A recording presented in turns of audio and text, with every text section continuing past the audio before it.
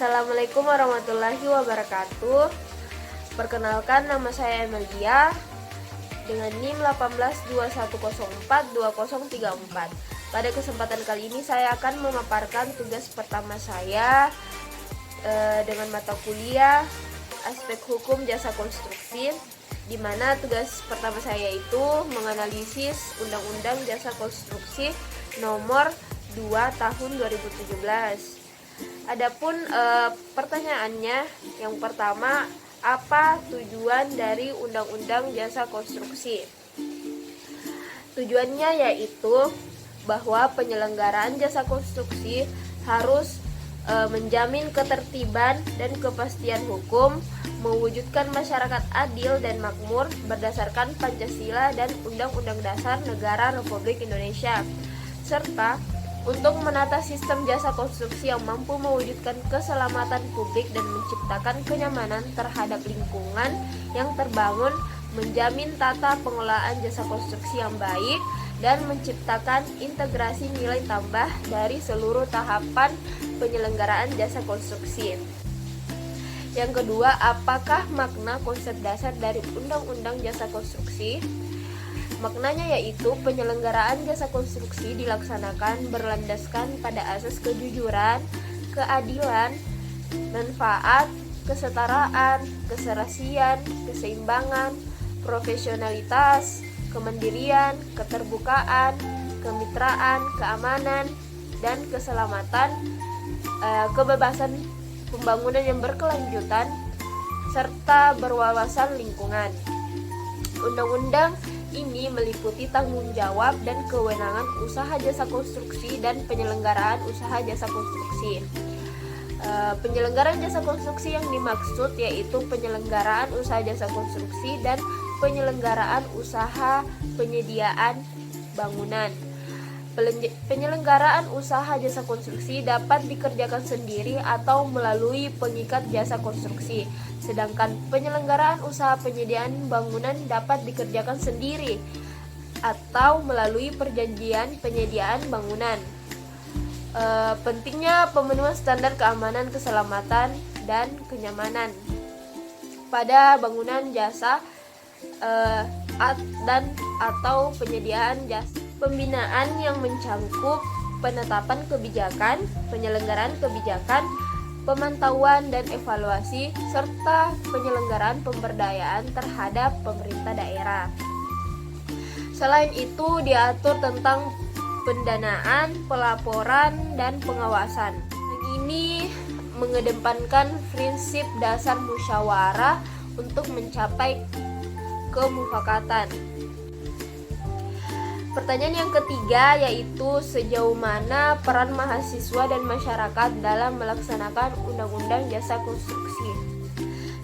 Pemerintah pusat mengikutsertakan masyarakat jasa konstruksi dalam menyelenggarakan sebagaimana kewenangan pemerintah pusat di bidang jasa konstruksi yang dilakukan melalui satu lembaga yang dibentuk oleh Menteri, yang unsur-unsurnya ditetapkan setelah mendapatkan persetujuan dari Dewan Perwakilan Rakyat Republik Indonesia.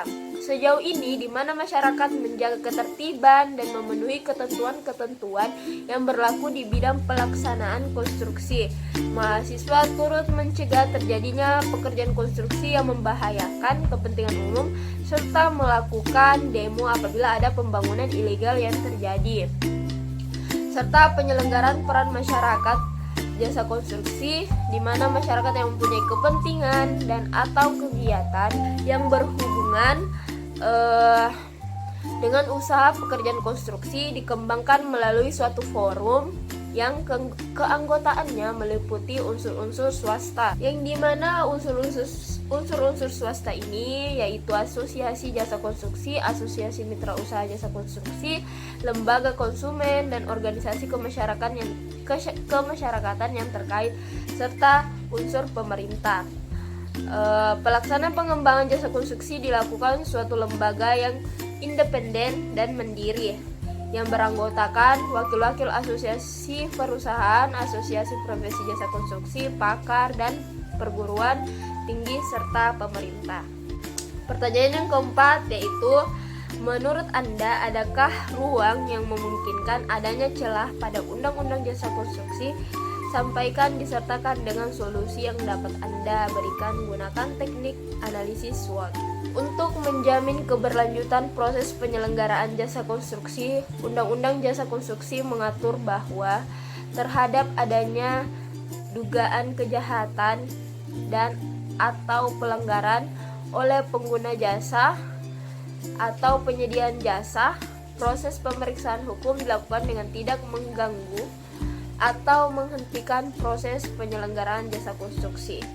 Untuk ruang yang memungkinkan adanya celah, yaitu mengungkap persoalan yang terjadi dalam pelaksanaan aturan jasa konstruksi. Salah satunya adalah terkait hal proses sertifikasi tenaga kerja konstruksi.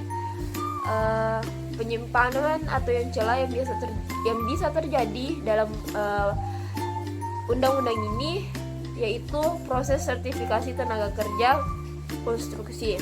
Dalam hal sertifikasi inilah yang puluhan tahun masih menjadi momok yang membuat muncul berbagai persoalan.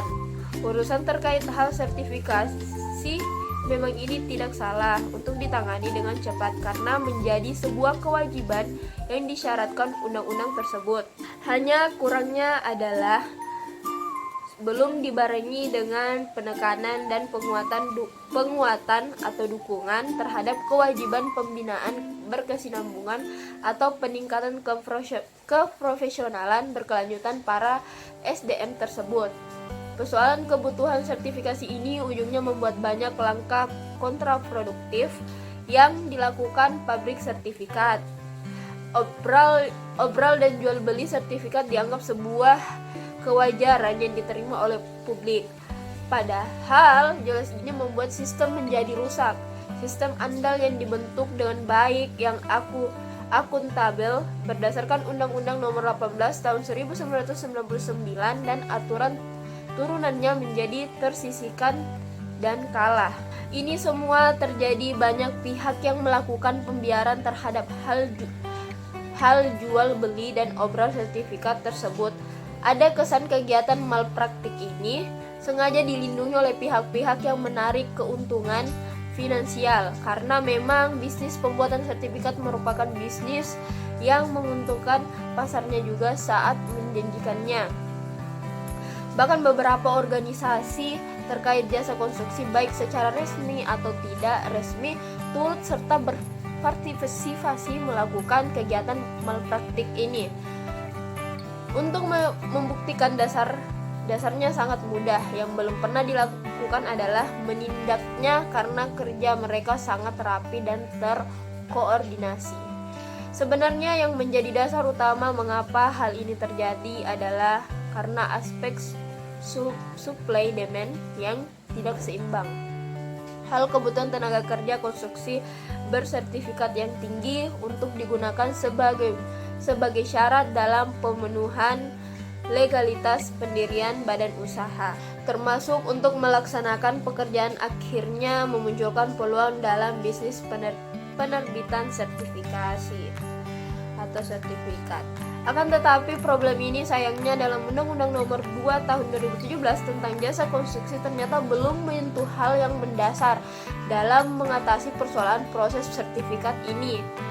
Pada undang-undang ini yang muncul adalah menambah jalur birokrasi baru dengan dimunculkannya lembaga yang khusus mengurusi urusan sertifikasi.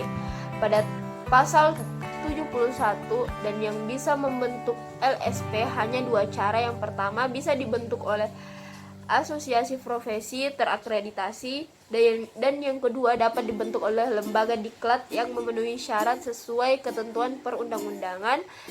Akan tetapi ternyata ini hanya bisa dilakukan bila mana LSP tersebut mendapatkan rekomendasi dari menteri dan bila tidak bisa terbentuk akibat belum memenuhi syarat, maka menteri dapat melakukan sertifikasi kompetensi kerja. Padahal sebenarnya yang kita perlukan adalah bagaimana aturan yang bisa membantu untuk mengatasi dan menghilangkan malpraktik proses pembuatan sertifikat. Mestinya ada penekanan, inilah yang diperlukan, bukan diadakannya lembaga baru, pembenahan pada lembaga lama yang terkait mengurusi sertifikat. Mestinya menjadi hal utama yang perlu diperkuat atau regulasinya. Jadi, celah untuk permainan sertifikasi bisa dihilangkan. Baiklah, itulah tadi 4 pertanyaan dari tugas pertama saya. Kurang lebihnya mohon dimaafkan, apabila ada salah-salah kata mohon dimaafkan. Assalamualaikum warahmatullahi wabarakatuh.